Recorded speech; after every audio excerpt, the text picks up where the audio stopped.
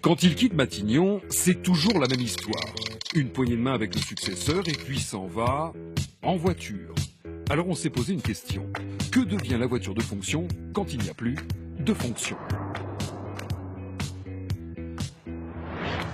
Pour commencer, il nous a fallu mettre la main sur un document top secret. Ce discret décret de 1997 n'a jamais été rendu public.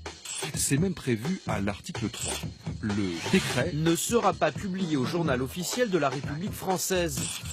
Mais que dit-il de si secret, ce discret décret? L'État met à la disposition des anciens premiers ministres sur leur demande un agent pour leur secrétariat particulier, un véhicule de fonction et un conducteur automobile.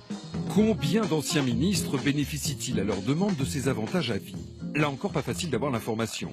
Cette question, notre consort Mathilde Mathieu l'a posée il y a 1 an au secrétariat général du gouvernement. Réponse?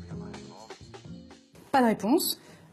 Du coup, je saisis la CADA, qui est la commission indépendante qui se charge de rappeler aux administrations qu'elles doivent communiquer les documents demandés. J'attends pendant des mois. 13 mois d'attente précisément pour obtenir un listing. Frais de personnel, frais de carburant, réparation de la voiture. Au total pour l'année 2014, 862 000 €. Et tous les anciens premiers ministres ont demandé à bénéficier de ces avantages, sauf Laurent Fabius, qui était ministre. 10 mois à Matignon pour Édith Cresson et pour elle en 2014, pas de chauffeur, mais toujours une voiture de fonction et une assistante payée par l'État. Facture, un peu plus de 43 500 €. En 2014, Jean-Marc Ayrault cumulait les 2 avantages depuis son départ de Matignon. Un peu plus de 82 200 €. Édouard Balladur, lui, n'a plus d'assistante depuis 2013, mais il a changé de voiture. Facture pour lui, plus de 87 500 €. Plus dépensier Lionel Jospin, plus de 94 000 €. Jean-Pierre Raffarin, plus de 103 000 €. Dominique de Villepin, plus de 106 000 €. Alain Juppé, presque 108 000 €. Record de dépenses pour François Fillon, un peu plus de 113 700 €. Et surtout pour Michel Rocard, 123 250 € de frais en 2014. L'un comme l'autre, il est vrai, ont changé de voiture cette année-là. Des avantages qui se cumulent parfois avec d'autres.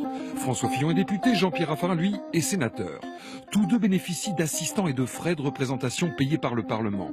Rien de choquant, selon ce collaborateur de Jean-Pierre Raffarin.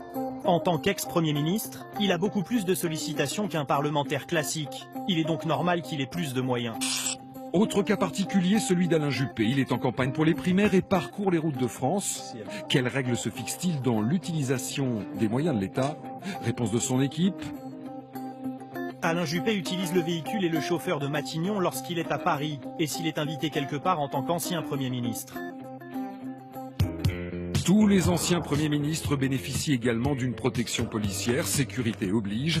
Quand on a été Premier ministre, c'est pour la vie.